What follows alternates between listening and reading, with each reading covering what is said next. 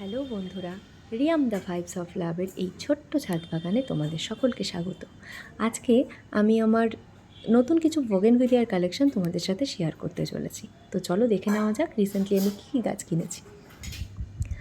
গত মাসে মুচিশা HK nursery থেকে আমি এই চারাগুলোকে এনেছিলাম এবং দুদিন ওয়েদারের সাথে অ্যাডজাস্ট করিয়ে তারপর রিপোর্ট করেছি।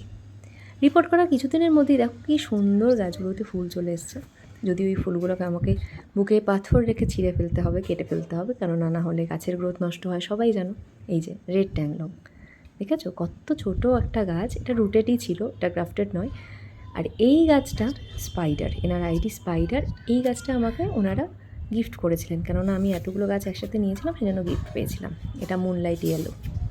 এই যে ছোটো ছোটো গাছগুলোকে আনি না, এনে নিজের হাতে বড় করি, ফুল হয়, নতুন পাতা, এত ভালো লাগে না। এই একটা আলাদা অনুভূতি, মানে রেডি গাছেও হয়তো এতটা আনন্দ হয় না, যেটা ছোটো চারাকে বড় করলে আনন্দ হয়।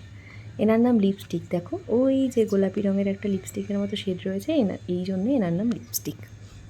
আমার না আরও আগে 4টে গাছ ছিল বগেনভেলিয়া, কিন্তু তখন আমি এত আইডি, এত ভ্যারাইটি সম্বন্ধে আমার ধারণা ছিল না, সেজন্য জানতাম না। পরে আমি সেগুলো জেনেছি।